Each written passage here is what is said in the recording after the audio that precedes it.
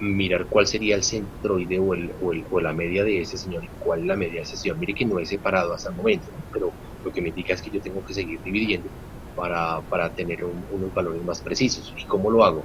Pues yo tenía un valor Z, que es el centroide de todos, y ahora tengo que hallar los centroides de cada uno de los grupos.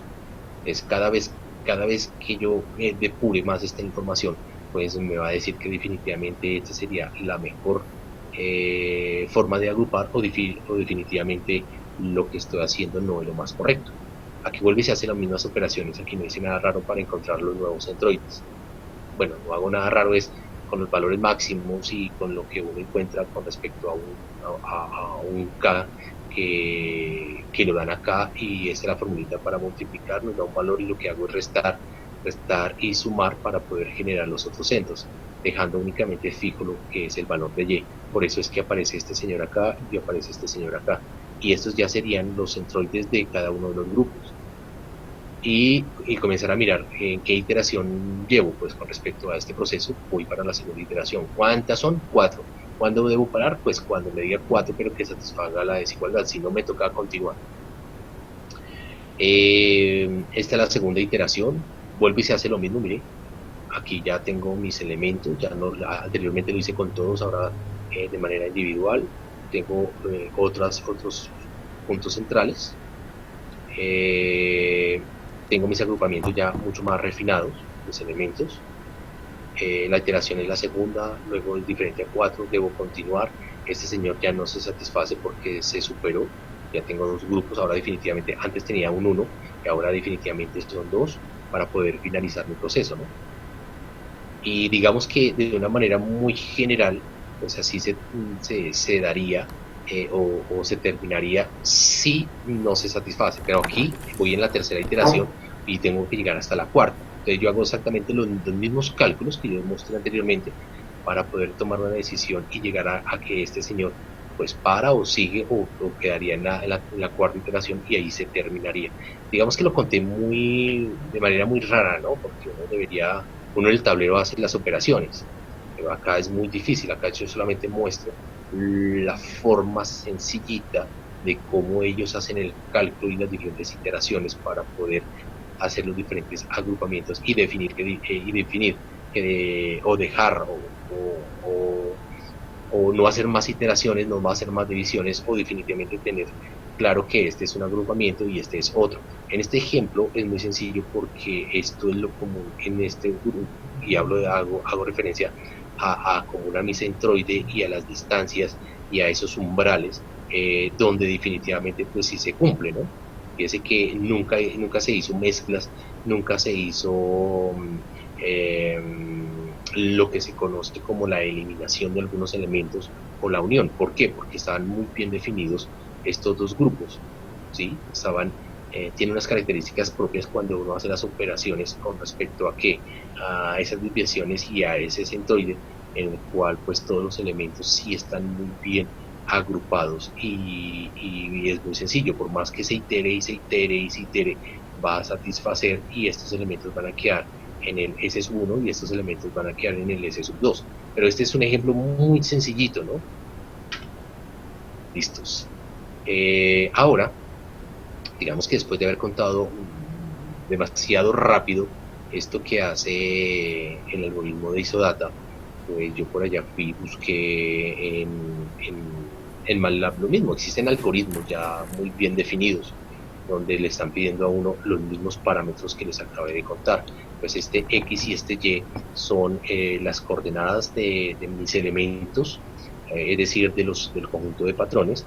Esta sería la primera y esta la segunda coordenada, que es lo único raro que tiene, digamos, este algoritmo, porque yo podía tener mi valor S o mi conjunto S. Recuerden que el conjunto S pues es el conjunto de patrones de agrupamiento. Entonces, a partir de ese señor, pues los puedo generar. Ahí no hay ningún problema. Pero por acá hice la misma prueba, ¿sí? Cogí los elementos, cogí los umbrales, lo que nosotros hicimos, y aquí va a calcular las medias, se hace todo el proceso. todo lo que ustedes ven acá es exactamente lo que yo les conté ahorita, que vuelve y pregunta, que si es menor o igual, hace las mismas iteraciones, pasa a la iteración 2 y sigue, y preguntas son, lo único que pregunta son distancias. Digamos que cuando pide este algoritmo, pues ahí sí queda uno aparentemente, digamos, es más claro que esa anotación matemática, porque le toca a uno hacer la mano, hasta terminar. Listo, aquí era lo que quería mostrarles y esto ya existe. ¿Listos? Bueno, este no porque es de segmentación, prueba de distancia, no, solamente estos dos. No los voy a correr, bueno, debería correrlos, ¿no? Lo que no me acuerdo es cuál de los dos se corre. Cambio de folder, listos, y hace exactamente lo mismo y agrupa. Pues yo quiero como que me muestre. Ah, listo, perfecto. Es que están en diferente carpeta y por eso no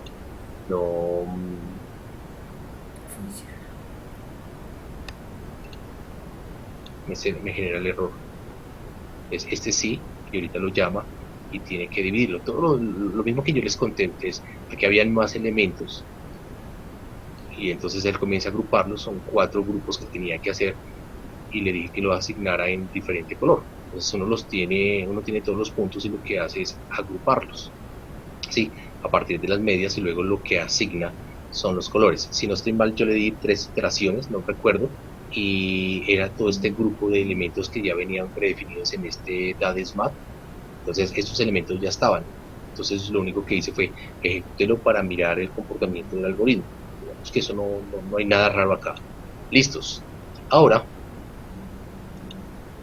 preguntas. O sea, lo más importante de acá es saber que uno puede mezclar, que uno puede dividir, ¿sí? El por qué lo hace, teniendo en cuenta este tipo de desigualdades, ¿sí? Entonces, cuando uno las lee, pues estos son las dispersiones globales de las particiones actuales que se tienen. Esos son valores, digamos, que se deben comparar y en la medida en que se comparen, entonces vuelve y hace las iteraciones para definitivamente saber si esa es la mejor. Yo no hablaría de la partición, pero sí hablaría como de la segmentación. Es otro concepto raro, ¿no? Segmentar es agrupar. Mire que acá hay un algoritmo interesante que segmenta y en MATLAB se llama SuperPixel. Entonces, ¿quién debe entrar? Debe entrar la imagen y entonces él tiene que buscar y agrupar por comportamientos, es decir, segmenta por una respuesta espectral. Entonces, si yo hago esto, si lo voy a correr, entonces, bueno, aquí me va a salir de todo lo que hice, son en este caso 2000 grupos que le dije, son 2000 grupos que le dije que le hiciera mi imagen, y luego entonces que dependiendo del comportamiento de cada uno de esos grupos, si se parece o no se parece, entonces le asignará color. Entonces, Súper esto es la chévere. asignación de color y ese es el agrupamiento que hizo a partir de la segmentación. Segmenta es agrupar. ¿Listos? Pero agrupa qué? Pues dependiendo del comportamiento espectral de cada una de A yo los diría elementos. yo lo voy a llamar de las regiones, ¿no? Pues yo le dije 2000, yo le puedo colocar menos, ¿sí? Súper chévere. Yo quiero, por ejemplo, que sean 500. Pues, con 500 va a salir, pues, muy malo. Es decir, 500 agrupaciones con respecto a una respuesta espectral que se parezcan. Él primero las agrupa, mucho más detallado y menos detallado que el anterior y por supuesto la forma como agrupa y los muestra en colores totalmente diferente. ¿Listos? Sigamos. Bueno, esta parte se me coló ahí para mostrarles. Y ahora, digamos que el último paso es hacer lo que yo les conté en Envy. ¿Listos? Así más o menos, digamos, preparé mi clase y contar Isodata, que por este medio me parece terrible. Listos. Entonces, ¿qué voy a hacer? Voy a mostrar, así como lo hicimos la clase pasada, cómo hacer nuestra clasificación, pues usando la clasificación no supervisada, en este caso Isodata. Es File, abrir, debí haberlo direccionado direccionado a mi carpeta. Sí, acá está. ¿Sí?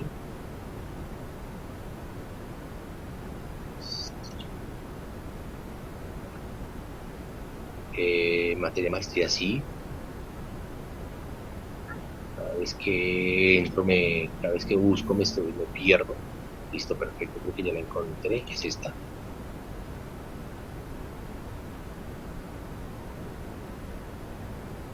Entonces, ¿qué problemas voy a tener? Si yo voy a hacer la tarea con 3 veces el número de clases, es decir, si tengo 8 clases que muy bien definidas y luego entonces les digo, no, que quiero 24 clases y quiero 50 iteraciones, pues el proceso se va a demorar mucho y en el caso particular, en este, pues sí me mostró las 24 clases. El problema de mis 24 clases es comenzar a evaluar cuando yo tengo, digamos, 24 clúster o 24 agrupaciones cuando yo tengo 8 ROIs. Entonces ahí voy a tener muchos problemas para poder generar mi matriz de confusión. Eso significa que para no tener problemas, ¿ustedes qué deben hacer? Pues deben aumentar el número de clases cuando estén haciendo su clasificación supervisada. Y si aumentan el número de clases, por supuesto que deben aumentar su número de referencias asociadas al número de clases que les va a permitir posteriormente evaluar, que es lo que yo no voy a poder hacer acá, ¿no? Entonces, ¿qué es lo que uno hace? Normalmente la herramienta Toolbox, Class, en Class debe existir Isodata, mire, clasificación Isodata. Nosotros hicimos la clase pasada acá medias. Hago clic acá, perfecto, esta es la que yo voy a clasificar. Sí, perfecto. Y mire que yo esperaba, cuando uno lee la literatura de Isodata y tienen estos puntos, pues yo esperaba encontrar, bueno, K es el número de clases, tengo un valor mínimo y un valor máximo, o sea, mi K y mi N podría ser sin problema, donde este señor sería el A y este señor sería el K para hacer una comparación, ¿sí? Yo hubiese esperado que me preguntaran cuál es el número máximo de iteraciones, si lo hay. Iteraciones, verlo acá, número máximo. Yo esperaba el número máximo de agrupamientos, ¿sí?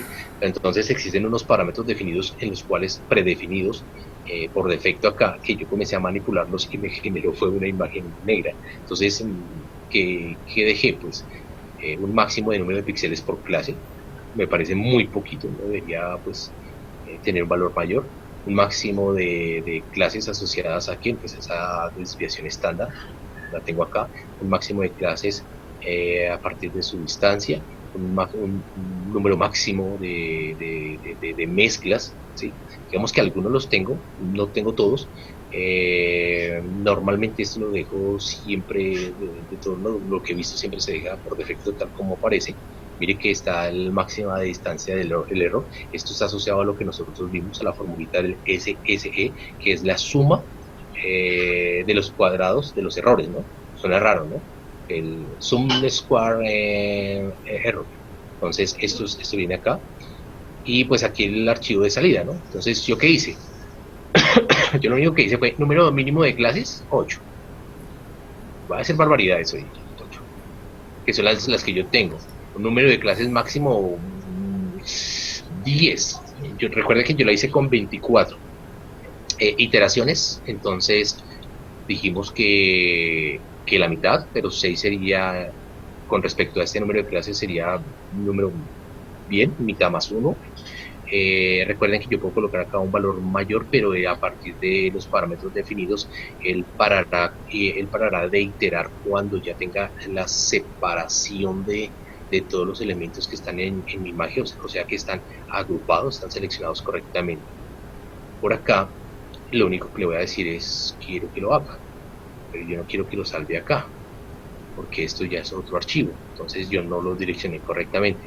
Entonces tengo que decirle que es en mi carpeta. Maestría acá, y por acá tengo imágenes de clase. Yo esperaría, aquí lo voy a colocar Isodata, lo voy a colocar 7520. Sí, ya 7 el mes, quinto y 20 para no confundirme, porque aquí tengo ya varios a abrir listos. y le digo hágalo. Él comienza a iterar. Y vuelvo a repetir, en mi problema serio acá es que si yo le coloco más clases, el problema sería evaluarlo, ¿no? Entonces, para poder llegar a este punto, lo mismo para cada Cummins, uno debería tener exactamente un equivalente de 24 clases si yo quiero obtener aquí 24 clúster o 24 agrupaciones. Si yo tengo esa relación, es muy fácil de evaluar porque por cada clase yo tenía mi referencia, entonces ya después tengo que buscar es la relación entre ese clúster y ese ROIS, ¿no? Esa referencia y poderlo evaluar. Mientras que yo no tenga esa equivalencia, pues no puedo evaluar, ¿correcto? Pero yo quiero mirar si ustedes están ahí. Sí, acá seguimos, profe, o yo sigo. Correcto, correcto. Acá seguimos. Porque les voy a contar lo que le pasó y voy a dar nombres propios, porque eso sí me he reído con el coordinador de la maestría. Le pregunté qué hubo, qué más, que cómo me le ha ido, y entonces comenzamos a hablar y a contar experiencias. Y dijo, no, si viera lo que me pasó, yo estaba en clase y yo sentía que ese nivel de inspiración y me sentía justo hablándole al computador y explicaba e inclusive hasta señalaba con el dedo, pero claro, él perdió la dimensión pues, que no lo estaban viendo, porque digamos que una de las recomendaciones era apagar la cámara para no saturar ese ancho de banda. Pues hasta ahora pues no debería pues habilitarla, porque eso no creo que hay, bueno, no sé qué tanta gente está conectada en ese momento. Y entonces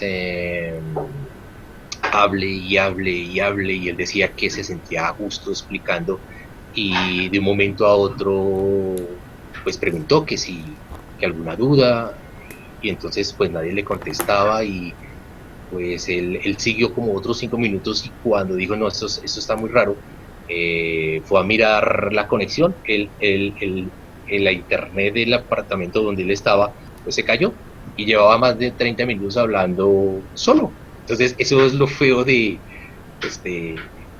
este medio, porque uno habla y habla y habla, y no es lo mismo que estar en el salón cuando uno tiene el marcador y el tablero. Hubiese sido mejor explicarlo allí, ¿no? Pero bueno, ya esto se fue así. Bueno, listos. Entonces estoy por acá.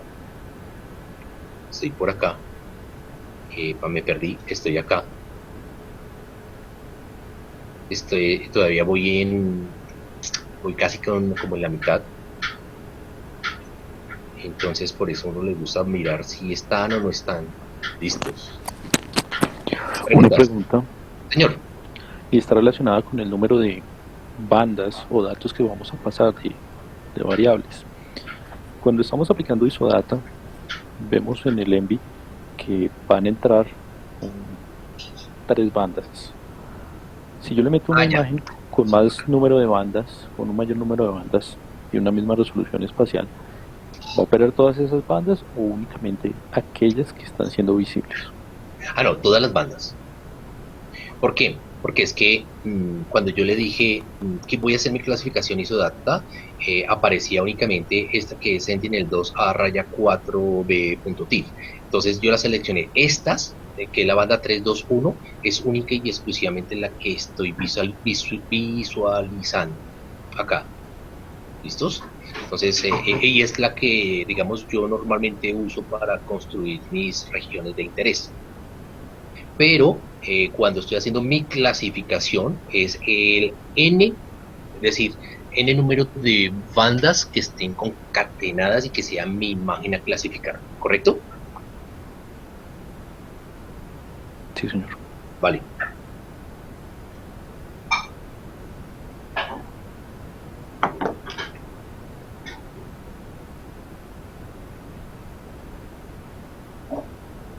También miré, mientras esto sigue, yo no tengo abierto aquí, sí, yo lo tenía acá abierto, y abrí el otro, perfecto.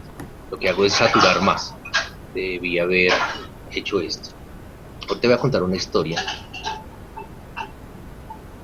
Esto también lo quería contar, pero bueno, lo quiero contar. Pero entonces lo que quiero decirles es que también trabajé herdas para hacer mi clasificación, fíjese que voy con 6 iteraciones, ¿no? esto también lo quería mostrar 5 de 6, o sea que ya casi va a terminar, pero porque yo le di ese valor, ese tope o ese límite, pero yo puedo colocarle allí 50. Si realmente a la sexta va a parar, él va a parar por más que yo le escriba 50. Pero lo que les quiero contar es que en Erdas también mire los parámetros de entrada, porque yo quería que me dijera cuál era su umbral de número de patrones, el umbral de distancia, el umbral de desviación estándar. Dígame, por favor, cuál es el número máximo de iteraciones, eso sí lo pide. Dígame cuál es el número máximo de agrupamientos que usted desea mezclar, ¿sí? Entonces, todos estos parámetros no los tiene. Yo me imagino que como es una caja negra, todo está muy bien implementado allí, en el cual me va a permitir pues generar una imagen clasificada, digamos que esperaría que correctamente. Sin embargo, yo he escuchado a personas que definitivamente de todos los clasificadores se quedan con Camis o con Isodata, cuando ellos le dicen un número máximo de clústeres de agrupamientos y con un número máximo de iteraciones, y cuando ellos saben esa relación de las diferentes, digamos, coberturas y quiere hacer la evaluación, pues da mejores resultados, ¿no? Listos, esto ya casi. Pero lo que yo quiero mostrar, acá es que yo puedo cargar la misma imagen, no lo voy a clasificar, ¿no? Esta misma, bueno, esto se me fue recortado 15, se me fue así, bueno, no me importa. Ajusto. Hacer 1000 cosas al tiempo es difícil. Bueno, esta es otra imagen, pero solamente es para mostrar por acá. Raster no supervisado, clasificación no supervisada, y mire que acá tengo Kmens y tengo Isodata y tengo el número de clúster, ¿sí? Supongamos que yo tengo Isodata, pues ya tengo otros parámetros. Entonces me pide un número de clases desde hasta, muy parecido a lo de Envy, ¿no? Estos valores mínimos del tamaño sería de mi muestra. Este señor ya sería el umbral de esa desviación típica para poder hacer mi división. Ya es un valor de distancia, ¿sí? Que es muy parecido a Envy, pero acá sí me dice cuál es el valor máximo de mezclas que usted desee. Y entonces con estos parámetros, pues uno lo que hace es, inicializarlo desde las estadísticas o digamos, o usar los centroides, porque acá son las medias de esas clases que yo debo tener, ¿no? Listos, eso era lo que quería mostrarles. Es muy parecido, aquí no hay nada raro. Máximo de iteraciones, y esto es un umbral de convergencia que normalmente dice la teoría que se deja por defecto. Y listo, y se clasifica, aquí no hay nada raro. Cierro acá. Yo debería, limpiar este señor y hasta pronto. Porque ahorita, acá está mi imagen ya clasificada. Pues digamos que súper interesante, pero así cierre eso. Entonces acá, pues yo veo que hay una confusión, hay aquí algo raro entre el cuerpo de agua, ¿no? ¿Sí?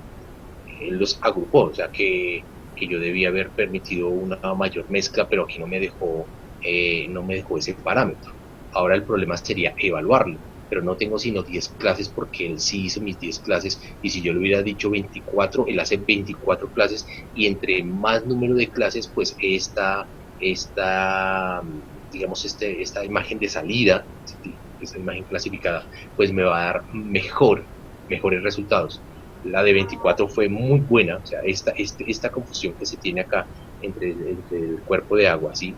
Y estos elementos que están acá que no son agua, aunque aquí sí, por aquí hay un río. Entonces, por ejemplo, esto es sombra, esto es la nube y está la sombra, se confunden, o sea, que significa que 10 clases, esto me está indicando que 10 clases es muy poquito. Claro, y él paró en la sexta iteración. Entonces aquí ya tengo mi imagen clasificada, es decir que por favor cuando ustedes hagan la clasificación con la mínima distancia, con Mahalanobis y con máxima probabilidad, entonces hay que tener cuidado con este número de clases, es decir, aumentar entre más número de clases para poder compararla con Camis o con Isodata, pues estará mucho más ajustada a una realidad y por lo tanto esperaría que los resultados que uno obtiene pues sean muy buenos. Y cuando hablo de resultados, hablo de la matriz de error. Eso implicaría que la precisión global sea buena. Recordemos que buena es superior a un 75% y por supuesto el coeficiente gamma. Pero otra cosa importante que voy a contar acá, ya para terminar, y luego escuchar si hay preguntas. Ya no sé qué pasó con esto, con esto, con esto. Ah, ya sé dónde está esto. Y eso significa que me toca abrir, eso significa que me toca abrir Houdin. Porque digamos que estoy ya terminando la unidad modular 2, ¿no? Entonces, por eso es importante saber qué preguntas hay de la lectura previa que ustedes hicieron. Porque ya pues, estamos ya casi entrando a la unidad modular 3. Porque esto va demasiado rápido, ya es 7 de mayo.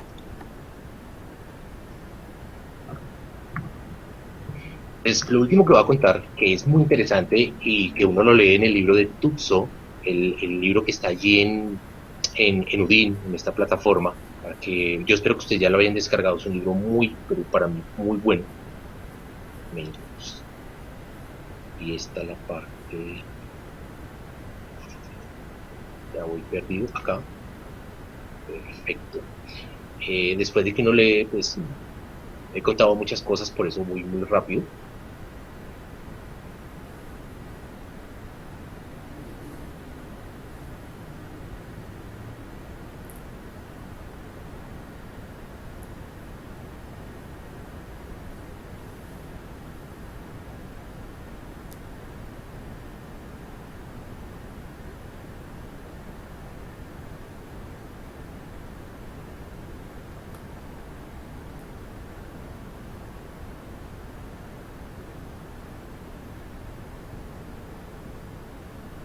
Que es muy importante acá, las muestras.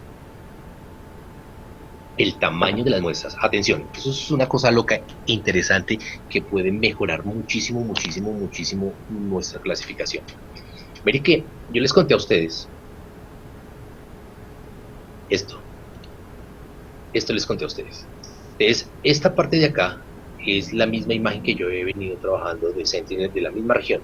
Y esto es una zona donde encuentro árboles altos, o sea, un bosque denso, arbustos altos, ¿listos? Sin conocer realmente en detalle el tipo de árbol o los diferentes, digamos, tipos de vegetación existente en la zona. Listo, ahí hasta ahí llego y me salvo. ¿Qué dice la teoría? La teoría dice, voy a construir mi Royce.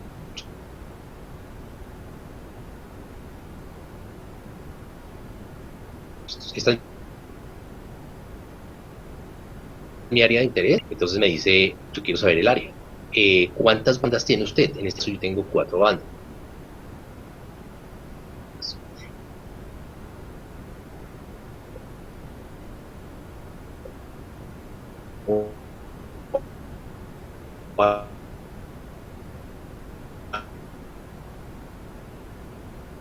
Esta es el tamaño de la celda de 10 y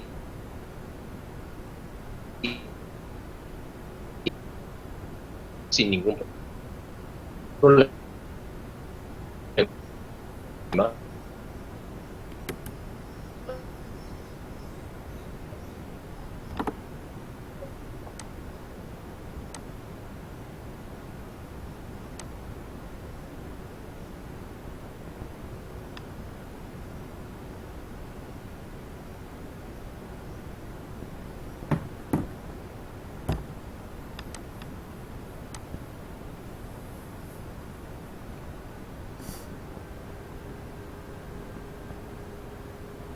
la embarré, porque mire que solamente conté esta parte de acá, esto es falso lo que estoy diciendo, 883.59, ahora sí, metros cuadrados, porque yo no sé por qué me comí este pedacito, solamente estaba viendo esto y me parecía raro. Entonces mire que si uno multiplica 100% y luego por 6, deberían ser aproximadamente 600. Entonces, esto es relativo. Esto no significa que tiene que ser así, porque si no lo hago así voy a tener problemas. Dice la teoría que puede ser mucho más grande mi área de interés o mi región de interés, pero que la clave o la importancia es en que a todas mis clases le dé exactamente el mismo peso, porque entre más grande, pues entonces existirá mayor probabilidad. Estoy dando digamos, unas condiciones más a ciertas clases que a otras. Entonces, lo más importante es que esta área sea lo más parecido a las diferentes clases. ¿Listos? Pero entonces el problema no es ese. El problema ahora es cuántas regiones yo debería tener asociadas a una clase. Suena rarísimo, ¿no? ¿Por qué? Porque es que existen un software como el mismo Envy, donde uno puede decir clase agua. Entonces hago mi ROIs de agua, esto también es agua, esto también es agua, esto también es agua. ¿Cuántas de esas, cuál sería el tamaño, ¿sí?, de muestras que debo tener para esa clase? Espero haberme dado a entender. Y entonces, ¿qué encuentra uno en la literatura? En la literatura encuentra de todo un poquito, y esta es súper interesante. Es de Colhampton y Green, por allá en el año 1999, donde él llega y nos da esta fórmula. Claro, uno queda loco, porque uno llega y dice, bueno, esto parece como el símbolo de la productoria, la cosa que, digamos, no entiendo, una productoria dentro de una fórmula que me permite identificar cuál sería el tamaño de mi muestra, ¿no? Esto es una barbaridad interesante. O sea, no estoy diciendo que sea mal, no estoy diciendo que sea bien, sino suena muy interesante. Entonces, ¿quién es BSUI? Por ejemplo, BSUI es la precisión requerida. En este caso, pues es expresada en proporción, de modo que este señor debería corresponder al 0.05, que es equivalente al 5% de precisión. Ya. Entonces uno dice, aquí hay algo raro, no sería como ese margen de error que debería darle a uno, que debería dar uno normalmente en cualquier proceso normal, ese 5% de error. ¿Por qué? Porque es que yo debería tener siempre por lo menos un 95% de confianza, ¿no? Entonces de pronto la traducción es la que es errada, por eso digo, hay que buscar el libro, ustedes lo tienen para poderlo leer. Le hablan de un B. Un B es un percentil. Mi chica, entonces percentil superior a un cociente donde hay un alfa sobre un K. Este K es el número de clases. ¿Listos? Ya voy a contar quién es alfa. Por 100, que hace referencia a que cuando yo multiplique todos esos valores, pues voy a encontrar algo que se conoce como un valor asociado a una tabla en la cual yo tengo que ir a mirar a qué valor corresponde, y es lo que uno normalmente encuentra con el chip cuadrado. O sea que la cosa se pone mucho más complicada e interesante. Ese alfa que ustedes ven acá no es más que el nivel de confianza requerido. ¿Sí? Nivel de confianza requerido. Entonces prácticamente ya me hace falta este señor de acá, y ese señor de acá pues es un área, ¿sí? Por eso lo denotan como si fuese como la productoria y el área de estudio. Entonces, más o menos contándoles lo que describe esta formulita, él explica esta fórmula a partir de un ejemplo donde tiene una imagen, y entonces dice, mire, en esa imagen el 46% está ocupado por un tipo de cultivo, ¿sí? Y el cultivo que se tiene ahí es trigo, o sea, lo que se dice wheat, el cultivo, que corresponde al 46%. Es decir, que la notación de esa productoria toda extraña es el área ocupada, el porcentaje del área ocupada en nuestra imagen. ¿Listos? Y entonces, como es el 46%, pues se denota como el 0.46. Entonces, ¿qué pasa? Que es ese margen de error que uno tiene, que que la libertad que se tiene es del 5%, claro que acá debería ser 0.5, pero digamos que es el equivalente al 5%, sobre el total de clases que yo tengo. Eso me da un numerito. Este numerito tengo que irlo a buscar en mi tabla correspondiente al chi cuadrado. ¿Okay? Me estoy complicando, le estoy dando mucha vuelta. Con un grado de libertad correspondiente a cuando yo lo encuentro, cuando yo hago esta operación y multiplico por 100, me da el 7.34, y entonces ahora sí multiplico 7.34 por el porcentaje del área ocupada en el mapa, 1 menos ese porcentaje ocupado en el mapa sobre el 0.5 al cuadrado, me da aproximadamente 730. Esto es una locura, ¿no? Entonces dice que ese señor sería, digamos, el tamaño de la muestra, ¿sí? El total de muestras que yo debería tener asociadas a quién, pues normalmente a una clase. Todo esto es una locura. Entonces, otros autores, por ejemplo, este señor dice, no se complique la vida, pues, ¿cuántas clases tiene? ¿Sí? Si tiene tantas clases, se multiplicaría por... ahí me perdí.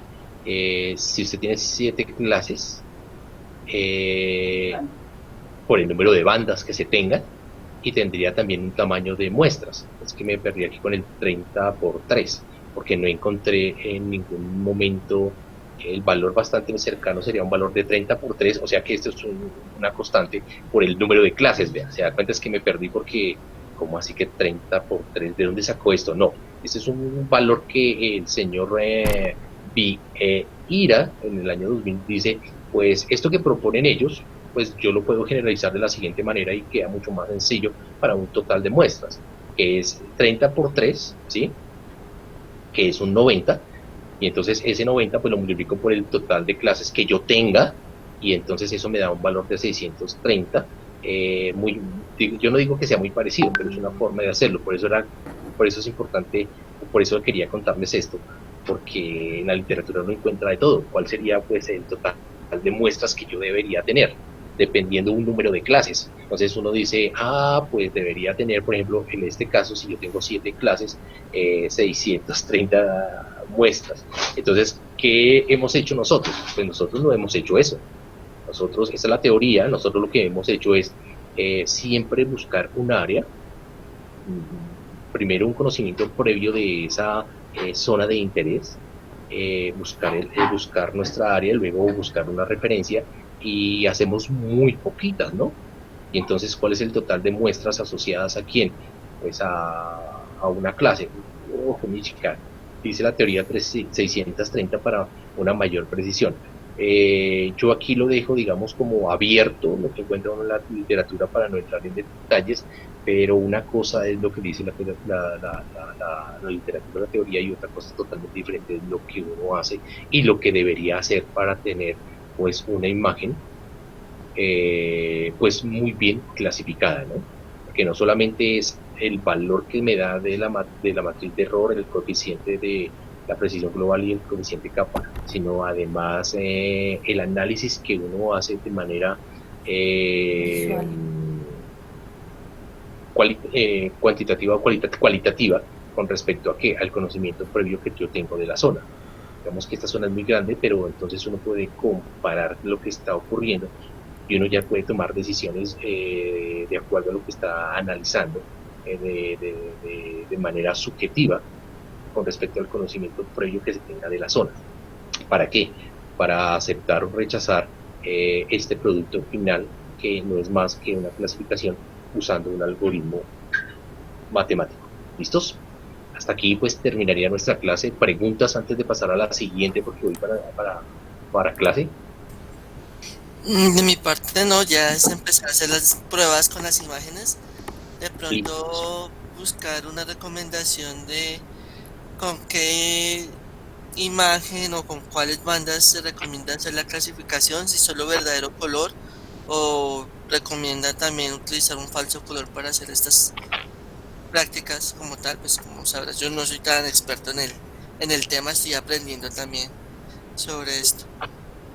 Vale, pero no, digamos, la idea no es complicarnos, pero con el número digamos que de imágenes que ustedes tienen, como bien lo dijo José, la RGB o falso o verdadero color y lo que ustedes adicionaron, pues la idea es comenzar a probar. Entonces, una recomendación, de una manera muy subjetiva y empírica, es una muy buena clasificación dependerá de ese número de áreas de interés correctamente seleccionadas.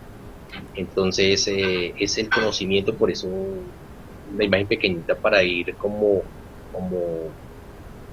perfeccionando o mejorando lo que nosotros estamos haciendo, pues sería ideal, ¿no? Cuando uno coge su imagen muy grande, pues comienza a sufrir. Por eso al inicio del curso les decía, cosa que yo no hice, una imagen recortada que usted pueda identificar claramente, unas 6, 8, 7 clases. Y también otra cosa importante es esa relación entre el tamaño del píxel que yo esté trabajando con respecto a qué, pues a una cobertura. Si uno lee detenidamente las metodologías que se usan para clasificación como Corning and Cover, dice que la unidad mínima que se debe tener de 5 hectáreas. Entonces uno dice 5 hectáreas, entonces una hectárea, por favor me corrigen, rápidamente 10.000 metros cuadrados. 900 metros cuadrados un píxel, yo lo divido y si no estoy mal me daría aproximadamente 11 píxeles. Entonces digamos que se puede identificar sin ningún problema, pero digamos que esa es una relación que ustedes deben tener en cuenta cuando comiencen a hacer su clasificación. ¿Listos? Perfecto, muchas gracias. Bueno, de mi parte pues no es más. Si hay alguna pregunta pues la podemos resolver a toda carrera o si no el día de mañana. Yo siempre digo una mentira que es, y voy a montar esto aquí a Udin, y cuando llego a mi clase, no lo hice. Entonces yo esto lo quiero montar para que ustedes lo tengan como material de referencia, para que ustedes lo lean y puedan verificar las fórmulas y los parámetros y toda la literatura que uno normalmente encuentra de este algoritmo llamado Isodata. ¿Listos? Profe, yo sí tengo una pregunta. Dime. De pronto, pues aparte como el espacio de la clase, ¿hay otro espacio donde pueda uno hacer consultas? Bueno, digamos, lo digo específicamente por si uno está tratando de hacer algo o ensayando, no sé, algo en MATLAB o en cualquiera de los softwares, para que usted pues pueda como darle a uno una ayuda.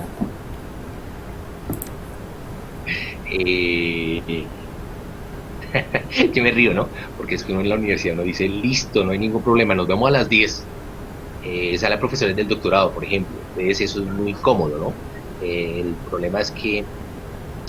¿qué problemas tengo yo? Pues que tengo clase casi todos los días de 6 a 10.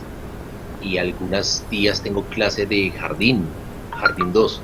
Entonces, ese es un problema serio. Y Jardín 2 va como hasta las 3:45, porque ese es el cierre de las clases de mi hija.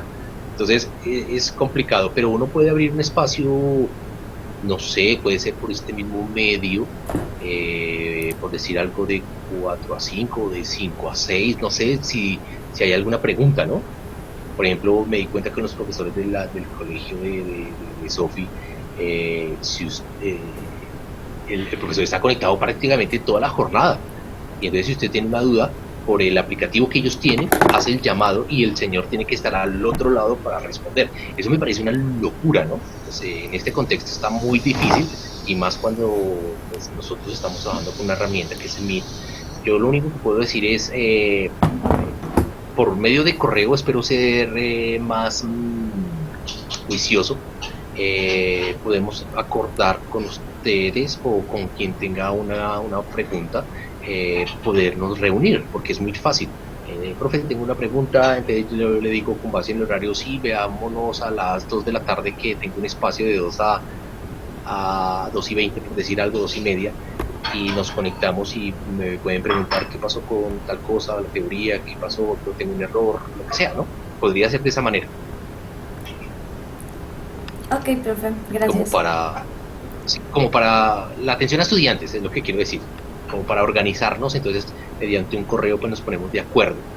así como me puse de acuerdo con un estudiante para una socialización de, de una socialización de un trabajo de grado, que soy el director. Entonces él quería un espacio listo, perfecto. Entonces nosotros nos reunimos y lo vimos y ya, listos. Así podría ser sin problema, pero previo acuerdo para los tiempos tanto de ustedes como el mío, ¿vale? Bueno, Listo, profe, gracias. 7:52. Me fui. Pues nada, buen día para todos. Muchas gracias por la atención y espero que lo que conté a toda velocidad, que es muy difícil por este medio, sea más o menos claro. La idea es que sea claro, ¿no? Pero por lo menos se interiorice. Y si no, pues la idea es acercarnos, ¿no? Por lo menos, existe, entonces cuando se lea, que ya sea mucho más fácil de interiorizar. ¿Listos? Hasta luego a todos, buen día, que estén muy bien y nos vemos mañana. Hasta luego, profe. Gracias. Buen Hasta día. luego. Gracias, profe. Feliz día a Chao, todos. chao.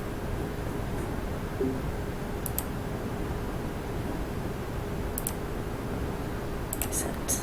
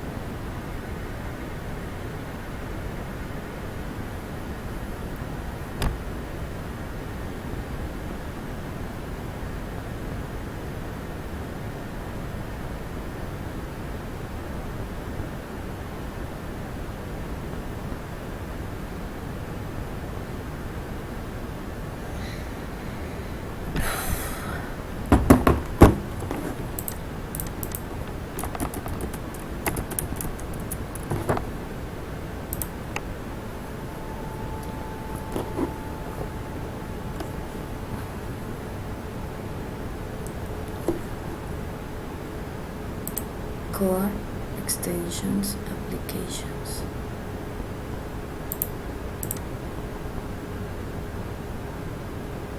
Dos punto uno, dos.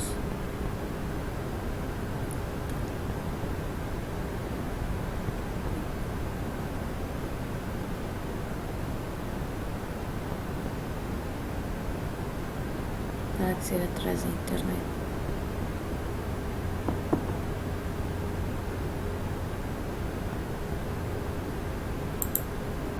Son cubos de datos